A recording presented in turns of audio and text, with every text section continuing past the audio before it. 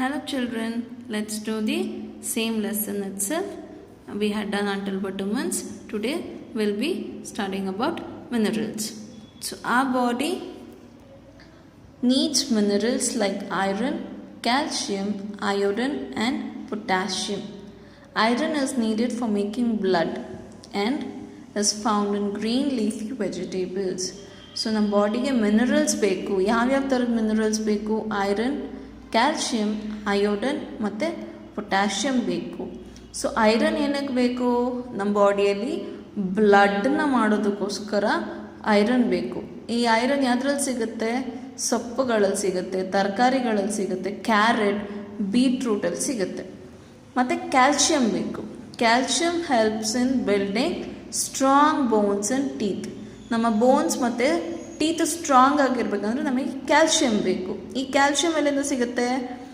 Milk and milk products like butter, cheese, curd, butter milk. So ಇದೆಲ್ಲದರಲ್ಲೂ ನಮಗೆ calcium ಸಿಗುತ್ತೆ. Paneer are rich in calcium. Paneer ಕೂಡ ಕ್ಯಾಲ್ಶಿಯಮಲ್ಲಿ ತುಂಬ ರಿಚ್ ಇರುತ್ತೆ. Banana contain potassium. So fruits like bananas contain potassium and minerals that improve blood quality and also strengthens muscles. Banana ತಿನ್ನೋದ್ರಿಂದ ಏನಾಗುತ್ತೆ? ನಮಗೆ ಪೊಟ್ಯಾಷಿಯಮ್ ಸಿಗುತ್ತೆ. ಆಮೇಲೆ ಬ್ಲಡ್ ಕ್ವಾಲಿಟಿನ ಇಂಪ್ರೂವ್ ಮಾಡುತ್ತೆ. ಆಮೇಲೆ ಮಸಲ್ಸ್ನ ಕೂಡ ಸ್ಟ್ರೆಂಥನ್ ಮಾಡುತ್ತೆ. ಸೊ ಇದೆಲ್ಲ ಕ್ವಾಲಿಟೀಸು ಬನಾನಾದಲ್ಲಿರುತ್ತೆ. ಸೊ ಬನಾನಾನ ನಾವು ಮಿಸ್ ಮಾಡದೆ ಎವ್ರಿ ಡೇ ತಿನ್ನಬೇಕು. Next, not least but the most important thing is water.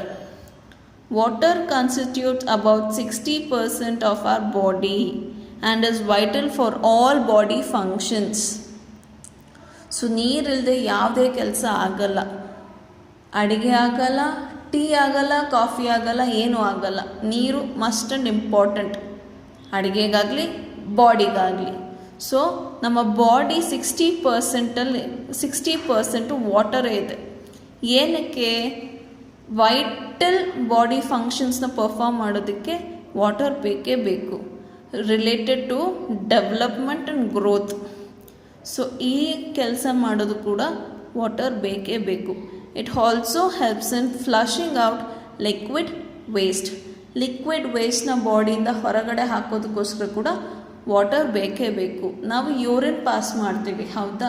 So ನೀರು ಕುಡಿಯೋದ್ರಿಂದ ಏನಾಗುತ್ತೆ? ನಮ್ಮ ಬಾಡಿಯಲ್ಲಿರುವಂಥ ಟಾಕ್ಸಿಕ್ಸ್ ಎಲ್ಲ ಯೂರಿನ್ ಮುಖಾಂತರ ಹೊರಗಡೆ ಹೋಗುತ್ತೆ. ನಾವು ಜಾಸ್ತಿ ಆಟಾಡಿದಾಗ ಏನಾಗುತ್ತೆ? ನಮಗೆ ಬೆವರು ಬರುತ್ತೆ, ಓಕೆ, ಸ್ವೆಟ್ ಆಗುತ್ತೆ. ನಮಗೆ ಸ್ವೆಟ್ ಆದಾಗ ಏನಾಗುತ್ತೆ? ಸ್ವೆಟ್ ಮುಖಾಂತರ ಕೂಡ ನಮ್ಮ ಬಾಡಿಯಲ್ಲಿರುವಂಥ ಟಾಕ್ಸಿಕ್ಸ್ ಎಲ್ಲ ಹೊರಗಡೆ ಬರುತ್ತೆ. ನೀವು ಬೇಕು ಅಂದರೆ ಆಟ ಆಡಬೇಕಾದ್ರೆ ನೋಡ್ರಿ, ನಿಮ್ಮ ಹುಬ್ಬಿನ ಏರಿಯಾದಲ್ಲೆಲ್ಲ ಒಂಥರ ಉಪ್ಪು ಥರ, ಮಣ್ಣಿನ ಥರ ಕೂತ್ಕೊಂಡಿರುತ್ತೆ. ಅದೆಲ್ಲನೂ ವೆರಿ ಟಾಕ್ಸಿಕ್ ಇರುತ್ತೆ. ಸೊ ಈ ಥರ ಟಾಕ್ಸಿಕ್ನೆಲ್ಲ ಬಾಡಿಯಿಂದ ಹೊರಗಡೆ ಹಾಕೋದಕ್ಕೋಸ್ಕರ ನಮಗೆ ವಾಟರ್ ತುಂಬ important. This is why we must drink at least 10 to 12 glasses of water every day. So ಈ ಟಾಕ್ಸಿಕ್ಸ್ ಎಲ್ಲ ಹೊರಗಡೆ ಹಾಕೋದಕ್ಕೋಸ್ಕರ ದಿನಕ್ಕೆ 10ರಿಂದ 12 ಗ್ಲಾಸ್ ನೀರನ್ನ ಕುಡಿಬೇಕು. Next is roughage. Roughage is nothing but fibre. So fibre rich ಇರೋವಂಥ ಫುಡ್ನ ತಗೊಳ್ಬೇಕು. Indigestible part of food. So for example ಬೀನ್ಸಲ್ಲಿ ನಾರಿರುತ್ತೆ. ಬೀನ್ಸ್ ಆಗಲಿ, ಜವಳೆಕಾಯಿ ಆಗಲಿ, ಅಥವಾ ಹಣ್ಣಿನ ಸಿಪ್ಪೆ, ಫಾರ್ ಎಕ್ಸಾಂಪಲ್ ಆ್ಯಪಲ್ನಿನ ಸಿಪ್ಪೆ ತೊಗೊಳ್ಳೋಣ, ಅದು ಕೂಡ ಹೈ ಫೈಬರ್ ಇರುತ್ತೆ. ಸೊಪ್ಪಿನಲ್ಲಿ ಕೂಡ ತುಂಬ ನಾರಿನಾಂಶ ಇರುತ್ತೆ. ಸೊ ಇದೆಲ್ಲ ಡೈಜೆಸ್ಟ್ ಆಗದೆ ಇರೋವಂಥ part, which helps in excretion of waste matter from the body. ಏನಕ್ಕೆ ಈ ರಫೇಜ್ ಬೇಕು ನಮಗೆ? ನಮ್ಮ ಬಾಡಿಯಲ್ಲಿರೋ ವೇಸ್ಟನ್ನು ಎಕ್ಸ್ಕ್ರೀಟ್ ಮಾಡೋದಕ್ಕೋಸ್ಕರ ಈ ರಫೇಜ್ ಬೇಕು. Salad food such as cucumber, broccoli, lettuce, capsicum and leek are sources of roughage. So cucumber, broccoli, lettuce, capsicum. ಸೌತೆಕಾಯಿ, foreign flower ಗೋಬಿ ಮತ್ತು ಲೆಟ್ಯೂಸ್ ಅಂದರೆ ಸಲಾಡಲ್ಲಿ ಯೂಸ್ ಮಾಡ್ತಾರೆ, ಜೊತೆಲಿ ಸ್ಯಾಂಡ್ವಿಚಿಗೂ ಯೂಸ್ ಮಾಡ್ತಾರೆ. ಕ್ಯಾಪ್ಸಿಕಮ್ ಅಂದರೆ ದೊಣ್ಣೆ ಮೆಣಸಿನ್ಕಾಯಿ. ಇದೆಲ್ಲನೂ very rich sources of roughage. Now coming to the balanced diet. A diet that contains all the nutrients required by our body in the right amount is called a balanced diet. Whether one is a vegetarian or non-vegetarian, one must always eat a balanced and healthy diet. Vegetarian ಆಗಲಿ non vegetarian ಆಗಲಿ ಎರಡರಲ್ಲೂ ಕೂಡ balanced ಡಯಟ್ನ ನಾವು maintain ಮಾಡಬೇಕು. ನಮ್ಮ ಹೆಲ್ತನ್ನ ಕಾಪಾಡ್ಕೊಳ್ಳೋದಕ್ಕೋಸ್ಕರ ನಮಗೆ ಈ balanced diet ಅನ್ನೋದು ತುಂಬ ಇಂಪಾರ್ಟೆಂಟು. ಇದೆಲ್ಲ ನ್ಯೂಟ್ರಿಯೆಂಟ್ಸು ಏನಿದೆ ಎಲ್ಲ ನ್ಯೂಟ್ರಿಯೆಂಟ್ಸು ಕರೆಕ್ಟಾಗಿರಿದ್ರೆ ಅದನ್ನೇ ನಾವು ಬ್ಯಾಲೆನ್ಸ್ಡ್ ಡಯಟ್ ಅಂತ ಕರಿತೀವಿ. So now coming to the digestion of food. The food we eat cannot be used directly by our body. ನಾವೇನು ತಿಂತೀವೋ ಅದನ್ನು ಡೈರೆಕ್ಟಾಗಿ ನಮ್ಮ ಬಾಡಿಗೆ ಯೂಸ್ ಮಾಡ್ಕೊಳ್ಳೋದಕ್ಕೆ ಬರಲ್ಲ. ಸೊ ಅದಕ್ಕೋಸ್ಕರ ಈ ಡೈಜೆಷನ್ ಪ್ರಾಸೆಸ್ ಅನ್ನೋದು ಇರೋದು. Digestion is a process in which the food we eat is broken down into smaller and simpler forms, which can then be easily absorbed into the blood and used by the body.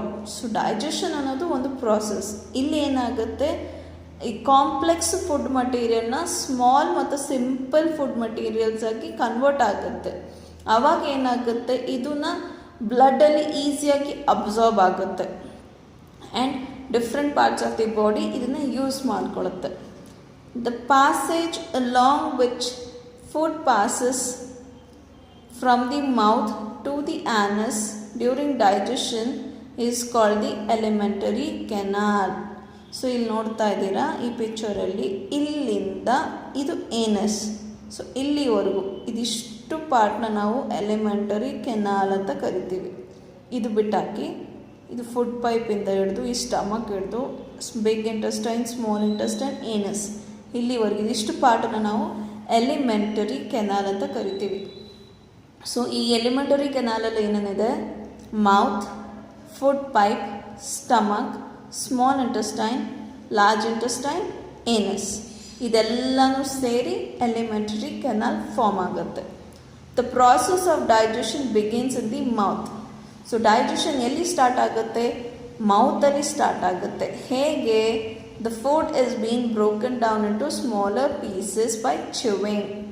ಈಗ for example chapati ಪಲ್ಯ ತಿಂತಾ ಇದ್ದೀರಾ ಅಂತ ಅಂದ್ಕೊಳ್ರಿ, ನೀವು ಬಾಯಲ್ಲಿ ಏನು ಮಾಡ್ತೀರಾ, ಜಗಿತಾ ಇರ್ತೀರ. ಒಂದು ತುಂಡು ಚಪಾತಿನ ನೀವು ಪೇಸ್ಟ್ ಆಗುತ್ತೆ ಬಾಯಿ ಒಳಗಡೆ.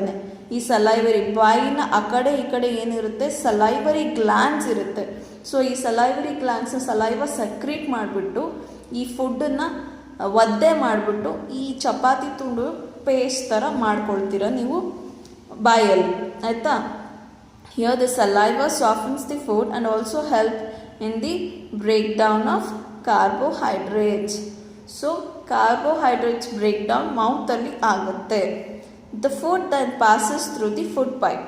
So ಏನಾಗುತ್ತೆ, ಇಲ್ಲೆಲ್ಲ ಚ್ಯೂವಿಂಗ್ ಆದಮೇಲೆ ನಾವೇನು ಮಾಡ್ತೀವಿ, ನುಂಗುತ್ತೀವಿ. ಸೊ ನುಂಗ್ಬಿಟ್ಟಾಗ ಅದೇನಾಗುತ್ತೆ, ಫುಡ್ ಪೈಪಲ್ಲಿ ಹೋಗುತ್ತೆ. ಫುಡ್ ಪೈಪಿಂದ ಎಲ್ಲಿಗೆ ಹೋಗುತ್ತೆ, ಸ್ಟಮಕ್ಕಿಗೆ ಹೋಗುತ್ತೆ. The stomach is a big bag-like organ where the swallowed food is mixed with other digestive juices secreted by it. ಇಲ್ಲಿ ಕಾಣಿಸ್ತಾ ಇದೆನಾ ಈ ಪಾರ್ಟು, ಸೊ ಇದು ಸ್ಟಮಕ್. ಈ ಸ್ಟಮಕ್ ಬಿಗ್ ಬ್ಯಾಗ್ ಥರ ಕಾಣಿಸ್ತಾ ಇದೆ, ಓಕೆನಾ, ಈ ಆರ್ಗನ್ನು. ಸೊ ಫುಡ್ ಇಲ್ಲಿ ಏನಾಗುತ್ತೆ, ಇಲ್ಲಿ ಮತ್ತೆ ಡೈಜೆಸ್ಟಿವ್ ಜ್ಯೂಸಸ್ ಸೆಕ್ರೆಟ್ ಆಗಿರುತ್ತೆ. ಇಲ್ಲಿ ಫರ್ದರ್ ಡೈಜೆಷನ್ ಸ್ಟಾರ್ಟ್ ಆಗುತ್ತೆ. So the mixture is then churned and broken down into simpler parts. So ಇಲ್ಲಿ ಡೈಜೆಸ್ಟಿವ್ ಜ್ಯೂಸಸ್ ಏನು ಮಾಡುತ್ತೆ, ಆಗಲೇ ಚ್ಯೂ ಆಗಿರುವಂಥ, ಆಗಲೇ ಸಿಂಪಲ್ ಆಗಿರುವಂಥ ಕಾರ್ಬೋಹೈಡ್ರೇಟ್ಸ್ನ ಇನ್ನೂ ಸಿಂಪಲ್ ಆಗಿ ಕನ್ವರ್ಟ್ ಮಾಡುತ್ತೆ. Next, this food is then enters the small intestine. So ಈ ಫುಡ್ಡು ಸ್ಮಾಲ್ ಇಂಟೆಸ್ಟೈನಿಗೆ ಎಂಟರ್ ಆಗುತ್ತೆ ಸ್ಟಮಕ್ಕಿಂದ. ಈ ಸ್ಮಾಲ್ ಇಂಟೆಸ್ಟೈನಿಂದ ಏನಾಗುತ್ತೆ, the digestion process is completed with the help of digestive juices. ಉಳಿದಿರೋ ಡೈಜೆಷನ್ ಎಲ್ಲ ಸ್ಮಾಲ್ ಇಂಟೆಸ್ಟೈನಲ್ಲಿ ಕಂಪ್ಲೀಟ್ ಆಗುತ್ತೆ with the help of digestive juices from the pancreas and liver. So ಲಿವರಿಂದ ಮತ್ತು ಪ್ಯಾಂಕ್ರಿಯಾಸಿಂದ ಸೆಕ್ರೀಟ್ ಆಗಿರುವಂಥ ಡೈಜೆಸ್ಟಿವ್ ಜ್ಯೂಸಸ್ಸು ಡೈಜೆಷನ್ನ ಕಂಪ್ಲೀಟ್ ಮಾಡುತ್ತೆ. Here the useful substances get absorbed. The useful substances get absorbed into the blood, while the waste materials or the undigested food is sent to the large intestine. ಇಲ್ಲಿ digestion ಎಲ್ಲ complete ಆಗಿರೋದ್ರಿಂದ blood ಅದರಲ್ಲಿರೋ ನ್ಯೂಟ್ರಿಯೆಂಟ್ಸ್ನ absorb ಮಾಡಿಕೊಳ್ಳುತ್ತೆ ಮತ್ತು ಉಳಿದಿರುವಂಥ ವೇಸ್ಟನ್ನು ನಾವು ಲಾರ್ಜ್ ಇಂಟೆಸ್ಟೈನಿಗೆ ಕಳಿಸುತ್ತೆ. ಸೊ ಇಲ್ಲೇನಾಗುತ್ತೆ, water from the undigested food is absorbed. So water ಏನಿರುತ್ತೆ ಈ ಅನ್ಡೈಜೆಸ್ಟೆಡ್ ಫುಡ್ಡಲ್ಲಿ ಅದನ್ನೆಲ್ಲ ಅಬ್ಸಾರ್ಬ್ ಮಾಡಿಕೊಳ್ಳುತ್ತೆ in the large intestine, which then throws out the solid waste or faeces through the anus. ಈ ಅನ್ಡೈಜೆಸ್ಟೆಡ್ ಫುಡ್ ಏನಿದೆ ಅದು ಫೀಸಸ್ ಅಂತಾರದನ್ನ, ಅದು ಏನಸ್ ಮುಖಾಂತರ ಹೊರಗಡೆ ಬರುತ್ತೆ. ಸೊ ನಾವಿಲ್ಲಿ ಮೇನಾಗಿ ನೋಡಬೇಕಾಗಿರುವಂಥದ್ದು ಏನು, ಹೆಲ್ತಿ ಈಟಿಂಗ್ ಹ್ಯಾಬಿಟ್ಸ್ ಅಂದರೆ ನಾವು ನಮ್ಮ ಫುಡ್ಡನ್ನು ಚೆನ್ನಾಗಿ ಜಗಿಬೇಕು. ಓಕೆ, ನೆಕ್ಸ್ಟ್ ದಿನಕ್ಕೆ 4ರಿಂದ 5 ಚಿಕ್ಕ ಚಿಕ್ಕ ಊಟ ಮಾಡಬೇಕು. ನಾವು ಅದು 3 ಹೊತ್ತು ಊಟ ಮಾಡ್ತೀವಲ್ಲ, ಆ 3 ಹೊತ್ತನ್ನು 4ರಿಂದ 5 ಊಟ ಮಾಡಿಕೊಂಡು ಚಿಕ್ಕದಾಗಿ ತಿನ್ನಬೇಕು. Eating fresh vegetables and fruits daily. ದಿನ ಹಸಿ ತರಕಾರಿ ಮತ್ತು ಹಣ್ಣುಗಳನ್ನ ತಿನ್ನಬೇಕು.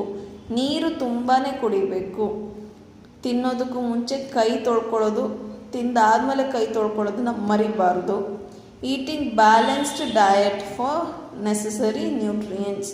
ನಮ್ಮ ಅಡುಗೆಯಲ್ಲಿ ಕಾರ್ಬೋಹೈಡ್ರೇಟ್ಸು, ಪ್ರೋಟೀನ್ಸು, ವಿಟಮಿನ್ಸು, ಮಿನರಲ್ಸು ಎಲ್ಲನೂ ಇರೋ ಥರ ನೋಡ್ಕೋಬೇಕು. Next avoiding junk food. Burger, pizza, French fries ಈ ಥರದ್ದೆಲ್ಲ, ಬಜ್ಜಿ ತಿಂದೆ, ಪಕೋಡ ತಿಂದೆ ಅವನ್ನೆಲ್ಲ ಕಡಿಮೆ ಮಾಡಬೇಕು. ಅರ್ಥ ಆಯ್ತಾ ಮಕ್ಕಳೇ?